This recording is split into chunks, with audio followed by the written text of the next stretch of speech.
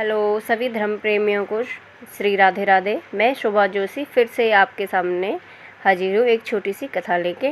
कथा है हनुमान जी द्वारा भीम का अहंकार ध्वस्त करना। और चलते हैं कथा की ओर, आगे बढ़ते हैं। यह प्रसंग द्वापर युग से है, जब कौरव और पांडवों का साम्राज्य हस्तिनापुर में हुआ करता था। पांडवों में सबसे बड़े महाबली भीम थे, जो पवनपुत्र के नाम से भी जाने जाते थे। वो पवनपुत्र के नाम से क्यों जाने जाते थे, मैं आपको कथा के बीच में बताऊंगी। हम सभी जानते हैं कि हनुमान जी भी पवनपुत्र थे, अतः भीम और हनुमान दोनों भाई थे।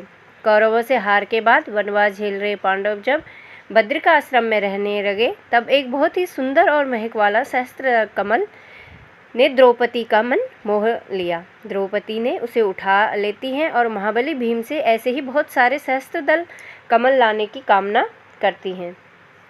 भीम उसी दिशा में आगे बढ़ते हैं जिस दिशा में वे कमल आया था। चलते चलते भीम गंधमादन पर्वत की चोटी पर स्थित केले के बगीचे में पहुंच जाते हैं, जिसमें उनके भाई हनुमान जी निवास करते हैं। यह मार्ग भीम के लिए उचित नहीं था, अतः वेश बदलकर हनुमान जी ने रास्ता रोककर लेट जाते। भीम अपने आप को बहुत बड़ा महाबली समझते थे और उन्हें लगता था कि उस देश वीर इस ब्रह्मांड में कोई नहीं है। इसी सोच के साथ वे उस बानर से कहते हैं कि बानर मेरे रास्ते से हट जा।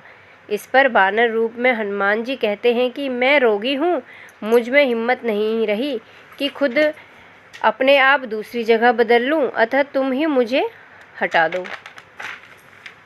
भीम को लगता है कि यह कार्य उससे चुटकी उंगली का खेल है और वो हटाने की कोशिश करते हैं, पर बानर राज को हिला भी नहीं पाते। थक हार के भीम बानर से माफ़ी मांगते हैं, अपने सही रूप में आने की विनती करते हैं। तब हनुमान जी ने अपने दर्शन देते हैं और बताते हैं, मैंने तुम्हें इस मार्ग से जाने के लिए रोका था, क्योंकि इस मार्ग में आगे देवता रमते हैं और यह मार्ग मनुष्य के लिए सही नहीं है।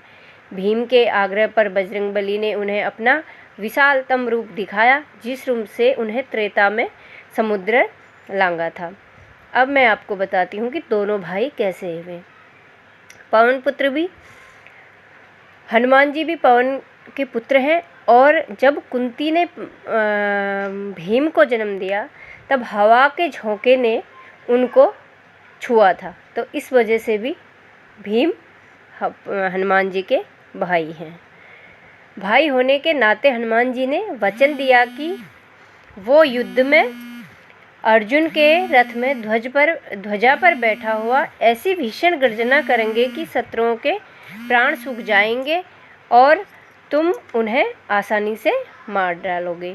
ऐसे भीम का अभिमान तोड़ा। जय श्री राधे राधे।